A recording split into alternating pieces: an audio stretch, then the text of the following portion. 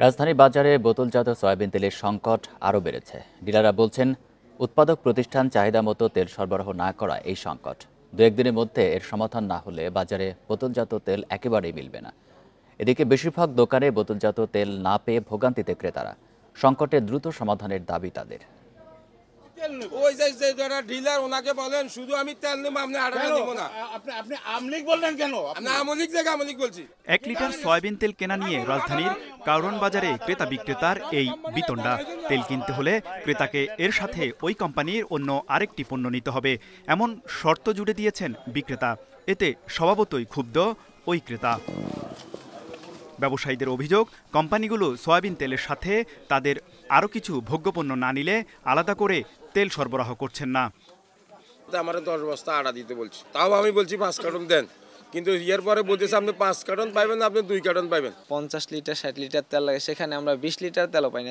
গত 2 সপ্তাহ ধরে রাজধানীর বিভিন্ন বাজারে চলছে বোতলজাত সয়াবিন তেলের সংকট। তবে এই সপ্তাহ এটি আরও প্রকট হয়েছে। দোকানে দোকানে ঘুরেও বোতলজাত তেল পাচ্ছেন না ক্রেতারা। 5-7টা দোকানে গেছি, তীর বা রূপচাঁদা যেটা আমরা ব্যবহার করি সেটা নাই। যে কয়েকটা আড়ত আছে, আমি 4টা দোকানে আমি ঘুরে আসছি। 5 লিটারের কোনো দেশি তেল নাই, সব সানফ্লাওয়ার বা বাইরের কোনো তেল আছে।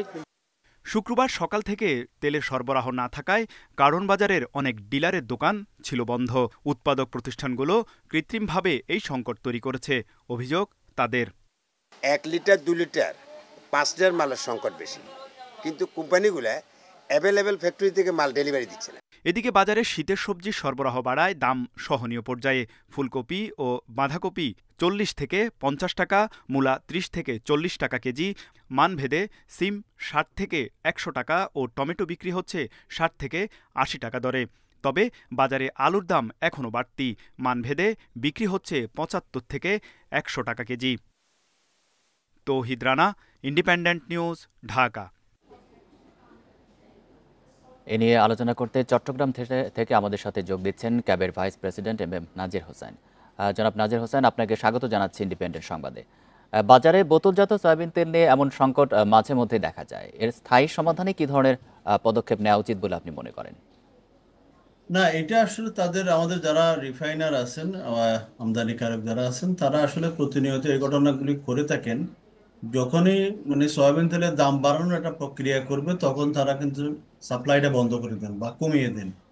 তো এবারে তাই হয়েছে। আর আপনার প্রশ্নের বেলায় যদি বলি, সেটা হলো যে এই যে ধরো নিত্য নতুন কৌশলে তারা যে দাম বাড়ানোর যে হিডিক বা দাম বাড়ানোর প্রতিযোগিতা, এটা বন্ধ করার জন্য আসলে মানে ট্যারিফ কমিশন যখনই দাম বাড়ানোর বিষয়টা চিন্তা করে, তখন কিন্তু এই যে তাদের আমদানি খরচ কিরকম, তাদের যে পণ্যের মানে আমদানি খরচ বা তাদের ব্যয় যেটা আছে, এটাকে একটু ওপেন করা দরকার। ওপেন করলে এই বিষয়টা যদি মানে সবার সম্মুখে চলে আসে, তখন হয়তো এই ধরনের সমস্যাগুলি হবে না। কারণ হলো যে এখন যেটা হয়, প্রতি মাসে এরকম কোনো ব্যবস্থা নাই। যখনই তারা দাম বাড়ানোর প্রস্তাব করে, তখন কিন্তু ট্যারিফ কমিশন একটা প্রস্তাব দেয়, আসলে মানে বিষয়গুলো অ্যানালাইসিস করে তারপর একটা সিদ্ধান্ত দেয়। এখন যেটা হচ্ছে আসলে এখানে তারা তো বিভিন্ন সময় এই কাজটা করেই থাকে, তো এখানে রেগুলার কোনো বিষয় নাই। সয়াবিন তেলের দাম কিন্তু আমাদের বিশ্ব মার্কেটে, এখন ওয়ার্ল্ড মার্কেটে অনেক অনেক কমে আসছে। আমরা কিন্তু বাংলাদেশি ক্রেতা হিসেবে তার কোনো সুফল পাই নাই। তো না পাওয়ার ক্ষেত্রে কারণ হলো যে যখনই দামটা কমছে, আমাদের ব্যবসায়ীরা তখন কিন্তু অন্য অনেকগুলি বিষয় তারা সামনে নিয়ে আসছে, যেটার কারণে আসলে সেখান থেকে সুফল পাওয়াটা আমাদের জন্য কঠিন হয়ে গেছে। তো ওই জায়গাগুলো থেকে মানে অ্যানালাইসিসটার ক্ষেত্রে আমাদের যেটা দরকার হবে, যখনই তারা এরকম দাম বাড়ানোর চেষ্টা করবে, এটা যদি ওপেন থাকে, মানে মানুষকে জানানো হয় যে আসলে কি দামে তারা কিনছে, তখন হয়তো এই যে ধরেন কৃত্রিমভাবে দাম বাড়ানোর জন্য সরবরাহ বন্ধ করে দেওয়া অথবা অন্য ইস্যুগুলোকে সামনে নিয়ে আসা, এই ইস্যুগুলি থাকবে না। এখন আমরা যেটা বারবার বলছিলাম, সেটা হলো যে ট্যারিফ কমিশনের যে অ্যানালাইসিসটা হয়, এটা আমদানিকারক এবং ট্যারিফ কমিশনের লোকজন বসে কিন্তু এই অ্যানালাইসিসটা হয়। আমরা বলছিলাম যে এটাকে একটু ওপেন করা, মানে এখানে মিডিয়ার প্রতিনিধি থাকবে, ক্যাবের লোকজন থাকবে, তাহলে আমরাও বুঝতে পারবো যে আসলে তাদের কস্টিংটা কিরকম পড়তেছে। এখন আমরা জানি না, আসলে আমরা দেখতেছি ওয়ার্ল্ড মার্কেটে দাম কম, আমাদের বাংলাদেশে এটা কোনো রিফ্লেকশন নাই। তো একটা কিন্তু গ্যাপ থেকে যাচ্ছে, সেই গ্যাপটা মিনিমাইজ করার জন্য আসলে মানে সকলে বসে আলোচনাগুলো করা উচিত। তাহলে মানে সেখান থেকে একটা রেজাল্ট পাওয়া যাবে। আরেকটি এবং বিষয় একটু আপনার কাছে জানতে চাই যে অন্তর্বর্তী সরকার কিন্তু বেশ কিছু পদক্ষেপও নিয়েছে। তাদের ৪ মাসেও কিন্তু আসলে নিয়ন্ত্রণে আনা যায়নি নিত্যপণ্যের বাজার। এর পেছনে মূল কারণ আপনি কি বলে মনে করেন? না, এইটা হলো যে অন্তর্বর্তীকালীন সরকার কিন্তু অনেকগুলো উদ্যোগ নিয়েছে, আমরা এগুলোকে সাধুবাদ জানিয়েছি। কিন্তু প্রবলেম হলো আপনি যে উদ্যোগটা নেবেন সেটা বাস্তবায়নের জন্য আপনি কতটুকু এফোর্ট দিচ্ছেন। আপনি এই যে অনেকগুলো বিষয় আছে যেগুলো, যেমন ধরুন অনেকগুলো শুল্ক কমিয়েছেন, অনেক জায়গাতে অনেক উদ্যোগ নিয়েছেন, কিন্তু আমরা দেখছি যে মানে এগুলার কিন্তু বাস্তবায়নটা সেরকম হয় নাই। যখন বাস্তবায়নটা হবে না তখন কিন্তু আসলে মানুষ সুফলটা পাবে না। আর ধরেন এখন সরকারের যারা উপদেষ্টা কাউন্সিল আছে তারা আন্তরিক, কিন্তু তার যে মানে অর্গান যেগুলি আছে, প্রশাসনিক যে কাঠামোগুলি আছে, তারা কতটুকু আন্তরিক সেই বিষয়টাও কিন্তু অনেকখানি নির্ভর করে। কারণ কেন্দ্র থেকে যে সিদ্ধান্ত নির্দেশনা দেওয়া হচ্ছে মাঠ পর্যায়ে আমি দেখছি যে এই সিদ্ধান্তগুলি বাস্তবায়নের ক্ষেত্রে গাফলতি দেখা যাচ্ছেন, এবং অনেকেই কিন্তু এই বিষয়গুলোকে মানে হালকাভাবে নিচ্ছেন, যার কারণে সরকারের উদ্যোগ মাঠ পর্যায়ে প্রতিফলন হচ্ছে না। তো এবং এটার কারণে কিন্তু আপনি ধরেন গতকালকে আমাদের মুদ্রাস্ফীতির যে তথ্য দিয়েছেন সেখানে দেখছেন যে এটা মানে 14% কাছাকাছি।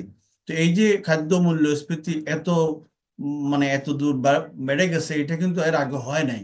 তো এটার পেছনের কারণটাই হলো যে মাঠ পর্যায়ে আসলে কর্মকর্তা যারা দায়িত্বে আছেন তাদের আন্তরিকতা আরো বাড়াতে হবে এবং এটার জন্য এফোর্টটা দিতে হবে।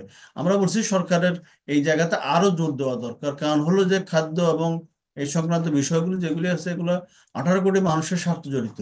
তো মানুষ যখন খেতে পারবে না, মানুষ যখন মানে জীবন জীবিকা নির্বাহ করতে পারবে, তখন কিন্তু মানুষের অসন্তুষ্টিগুলো বেড়ে যাবে। এই প্রক্রিয়া যদি এইভাবেই চলমান থাকে তাহলে দেখা আগামী রমজানে মানে এই পরিস্থিতি আরো কঠিন হয়ে যেতে পারে। তখন কিন্তু মানুষের মধ্যে মানে যে মানুষের মধ্যে যে নেতিবাচক মনোভাব, মানুষের অসন্তুষ্টির ভাব, সেটা কিন্তু আর বেড়ে যাবে। তো সেই জন্য সরকারকে এখন থেকে উদ্যোগ নিতে হবে বলে আমরা মনে করছি। জি, জনাব এস এম নাজির হোসেন, আপনাকে অসংখ্য ধন্যবাদ দিচ্ছি আমাদেরকে সময় দেওয়ার জন্য।